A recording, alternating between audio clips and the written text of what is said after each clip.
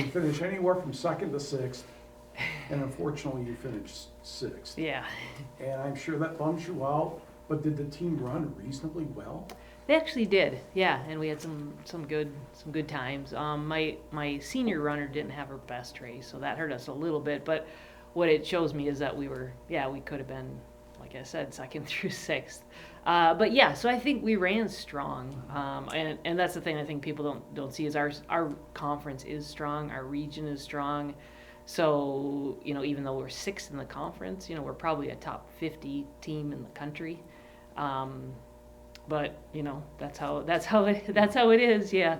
But I definitely think now at regionals we have a good opportunity to beat a few more of those conference teams that beat us. I mean, we were really close with Tech and Ferris if you kind of look at the times and the points and the places, and it's just a few seconds here and there for a couple of kids, and it would make a difference. And then in a bigger meet now in regionals with that many different teams, and if your top kids are a little bit farther up, that makes a difference with the scoring. So yeah, so we're excited. Well, like you said, Coach, I mean, a bigger meet coming up with the regionals and against some tough competition, but this isn't anything that the Cats really haven't seen before this season. I mean, they've run in big meets like the GLIAC, and they've even run on the regional course before. So how does that culmination of experience help a team prepare for a big race like this? Yeah, I mean, and that's kind of the plan throughout the whole year is definitely to do those bigger meets, so we're ready for that, and then to run the course, so we're prepared for the course. We've run a lot of hills. This course is hillier. The one we just ran at conference is pretty much flat except for the one hill. So yeah, so we definitely are prepared, I think, and in the best way that we can be with all the meets we've done and all the work that we've put in. And at this point we have put in a lot of work, so it's just kind of like getting them mentally prepared and feeling rested, feeling good going in. And I think we've done everything we can to have our best, and I think we're really ready to have our best performance at the end, which is kind of where you would want it to happen. And when it comes to that, like you said, the Cats have really shown that they can run with the top dogs in this conference. They've been right there, and time-wise, position-wise, across multiple meets. What does it take in an endurance sport like this, where you're racing for 20 minutes or so? Where do you find those opportunities to just push that needle and just cross that barrier? Good question. I think adjusting the pacing just a little bit. Like actually at this conference, like at 2 kilometers, we were actually ahead of Ferris and Tech. And then point-wise, they passed us, So kind of maybe we went out a little bit hard, so we're going to really work on keying off that, Tech had kind of a pack, and we were in front of them, then we ended up behind them. So keying off a little bit more of those different packs, because that's where the difference will make, versus, the second versus the sixth for the team. So those are some spots we can make, just being smart about how we race the whole course, which we've gone over, and now we've raced it, and not all the teams have raced at that venue, so we have some experience there. I have some experience there because I've been there. We've gone to Kenosha, that meet over the years, like 23. I think I've been there 25 times. So I know, hard to believe. Because there was actually some years where they've hosted conference, they've hosted regionals, they actually hosted D3 nationals, but we weren't there. But there was a year that the cross country team back when I was coaching with Sten, we went there 3 times in a year.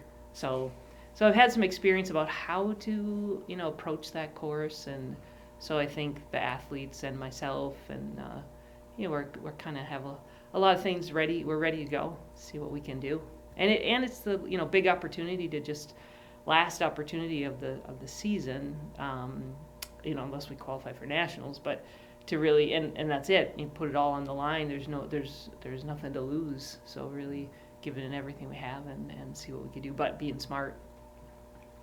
So one thing that I'd be really curious about is, cross country being a fall sport. When you start the season, it's very pleasant. But we live in the Midwest, and now it's the regionals, and it's bordering on late November when we go to run this race. Well, look outside will show you that a lot's changed since the season started in August. So how do you prepare to run races like this, or what are some challenges that come with running a race like this late in the season where it's colder? Maybe there's going to be some snow on the ground. I don't know what it looks like in Kenosha, but like when you have to deal with those kind of factors on top of the race, how does that change things for your team?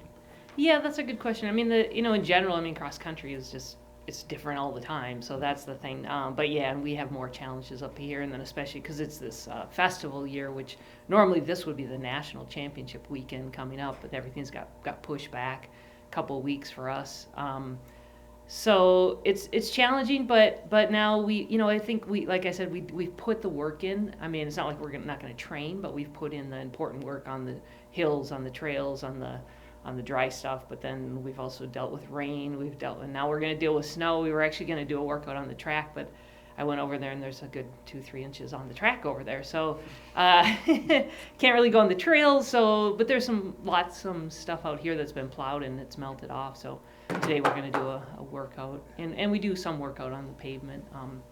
So just kind of adjust, but also I think it makes the athletes, they're used to that adversity, and so now when we get down there, and the good thing, it looks like it will be cold, and we have the cold here, so we have the opportunity today to kind of practice like how we're going to feel in that cold weather and a hard workout, and how we're going to dress, and that kind of stuff. And we did kind of scramble a little bit because I was thinking we'd be wearing tank tops, but looks like it's going to be a high of 26 degrees, I think, and maybe about 23, 24 when we're racing. So, yes.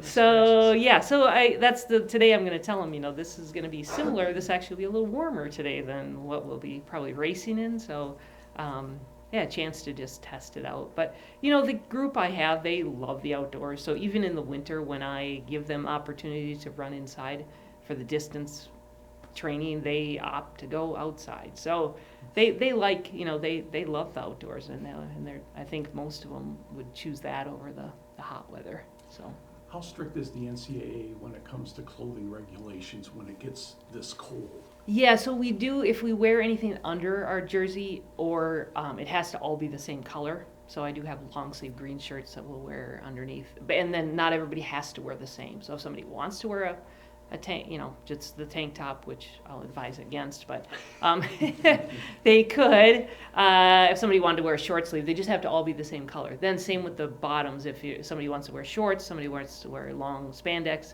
they have to be the same color. So we do have green spandex, tights, long tights, and we have green shorts.